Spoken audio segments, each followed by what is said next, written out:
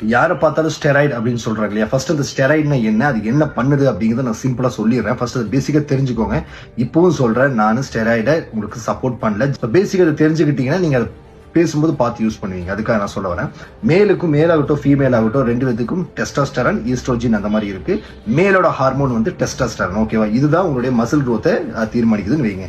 நேச்சுரலா ஒன்று வந்து ப்ரொடியூஸ் பண்ணிருக்கு. ஓகே, நேச்சுரலா பாடி வந்து ப்ரொடியூஸ் பண்ணிட்டு இருக்கும் டெஸ்டோஸ்டெரானை. ஸோ அதுக்கு தகுந்த மாதிரி மசில் க்ரோத் நடக்கும். ஒரு இயர்லி ஒரு 2.5 kg 3 kg அப்படின்னு நடந்துகிட்டு இருக்கும்.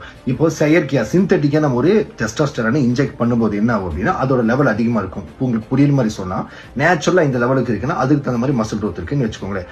அதுவே இந்த அளவுக்கு நீங்க சிந்தட்டிக்கா வெளியிருந்து கொடுக்கும்போது அதுக்கான மசில் க்ரோத் இருக்கும். ஓகே, இப்போ நீங்க வெளியிலிருந்து நீங்க கொடுக்கும்போது உங்க பிரெயின் கிங் ஓகே அது என்ன பண்ணும்னா ஆல்ரெடி நேச்சுரலா ப்ரொடியூஸ் பண்றதை ஸ்டாப் பண்ணும். அதனாலதான் பாத்தீங்கன்னா ரொம்ப லாங் லாஸ்ட்ல கேப் விடாம பண்றவங்களுக்கு குழந்தை இல்லை அந்த மாதிரி இஷ்யூஸ் எல்லாம் போகுது. அதனால தான் பிசிடின்னு ஒன்று பண்ணுவாங்க.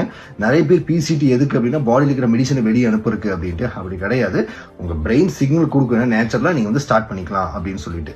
பட் கண்டிப்பா இது வந்து சைட் எஃபெக்ட் தருமானா 100% சைட் எஃபெக்ட் தரும். ஓகே, அட் சேம் டைம் பாத்தீங்கன்னா நிறைய பேர் மெடிசன் போட்ட உடனே எப்படி அது பாடி அப்படியே மசில் வரும் அப்படி கிடையாது. பிரேக் டவுன் பண்ணணும். ஈடின்னு சொல்லுவாங்க, பர்ஃபார்மன்ஸ் என்ஹான்ஸ் பண்ற ஒரு ட்ரக். ஓகேங்களா? அது கீழே தான் இதெல்லாம் வரும். ஸோ அதனால இந்த மாதிரி நீங்க மசில் பிரேக் டவுன் அதிகமா பண்ணுவீங்க. இப்போ நேச்சுரலா இருந்தா நீங்க அதிகமா பண்ணாலும் ரெக்கவரி ஆகாது, மசில் லாஸ் ஆகும், பிரச்சனை இருக்கு. பட் இந்த மாதிரி நீங்க யூஸ் பண்ணும்போது நிறைய பிரேக் டவுன் பண்ணலாம். But at the same time protein synthesis நடக்கும். தென் மசில் ரெக்கவரி நல்லா இருக்கும். பர்ஃபார்மன்ஸ் என்ஹான்ஸ் அடுத்த லெவலுக்கு இருக்கிறதுனால உங்களால பண்ண முடியும். ஆனா அந்த அளவுக்கு இன்னர் ஆர்கன்ஸ்க்கும் லோடு அதிகமாகும். அதனால கிட்னி லிவர் லோட் ஆகிறதுக்கு வாய்ப்புகள் ரொம்ப ஜாஸ்தி. கார்டியக் அரெஸ்ட் அந்த மாதிரி வரதுக்கும் வாய்ப்பு இருக்கு. ஓகே, அதனால டக்குன்னு பார்த்த உடனே மெடிசன் போட்டு உடம்பு ஏற்றிட்டான். It's not easy.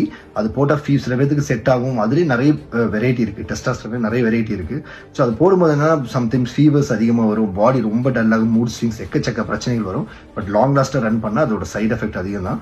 பட் ஒரு குறிப்பிட்ட டோசேஜ் இருக்கு, இவ்வளோ mg வரைக்கும் கணக்கு இருக்கு. பட் அளவுக்கு அதிகமா நம்ம யூஸ் பண்ணும்போது இதோட சைட் எஃபெக்ட் வந்து இன்னும் ஜாஸ்தியா இருக்கு. ஸோ ஜஸ்ட் ஃபார் பேசிக்கா நான் வந்து புரிஞ்சுக்கிறதுக்காக நான் உங்களுக்கு சொன்னதுதான். ஓகேங்களா?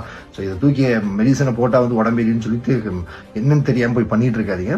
அது உயிரை கொன்றும். ஓகே, ஸோ இதை ஃபுல்லா எக்ஸ்பிளைன் பண்ணா போர்டில் உட்காந்து எக்ஸ்பிளைன் பண்ணிட்டு இருக்கணும். ஸோ சிம்பிளா உங்களுக்கு புரியுற மாதிரி நான் சொல்லிட்டேன்.